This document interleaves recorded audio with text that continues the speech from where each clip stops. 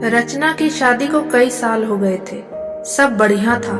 छोटी बहू होते हुए भी वो बड़ी का हर फर्ज निभाती थी, क्योंकि बड़ी बहू तो आते ही अलग हो गई थी। रचना के सास ससुर को हर काम के लिए रचना ही लगती थी, फिर भी वो उसकी बुराई करना नहीं छोड़ते थे।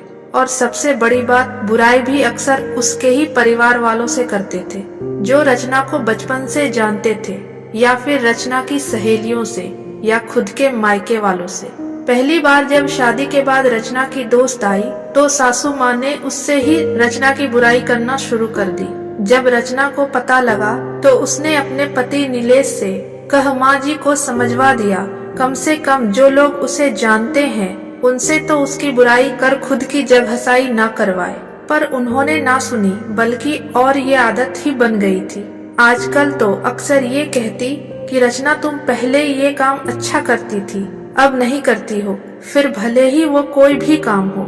रचना की बुआ उसके ससुराल आई थी, तब सासू माँ की किटी पार्टी भी थी। वो बुआ को भी साथ ले गई और आदतन सबके सामने ही रचना की बुराई करने लगी। कहने लगी, रचना पहले सब अच्छा करती थी, पर अब कोई काम ठीक से नहीं करती।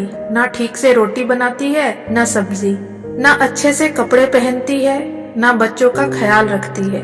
वो और कुछ बोलती, इससे पहले ही रचना की बुआ बोल पड़ी, लगता है ससुराल में आकर बिगड़ गई है, क्योंकि हमारे घर की तो वो बड़ी बेटी है और सारा घर और ऑफिस दोनों अच्छे से संभालती थी, और बड़ों से लेकर बच्चों तक सभी का ध्यान भी रखती थी।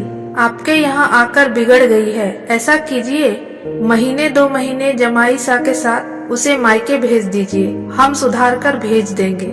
अब रचना की सासू माँ का मुंह देखने लायक था। उन्हें बोलने के लिए शब्द नहीं मिल रहे थे, तो बस फिर उठकर चली गई, ये कहकर कि आती हूँ, जरा कोई बुला रहा है। और रचना की बुआ जी बस मुस्कुरा रही थी। अगर आपको ये कहानी पसंद आई हो, तो प्लीज हमारे चैनल को लाइक और सब्सक्राइब करें। धन्यवाद।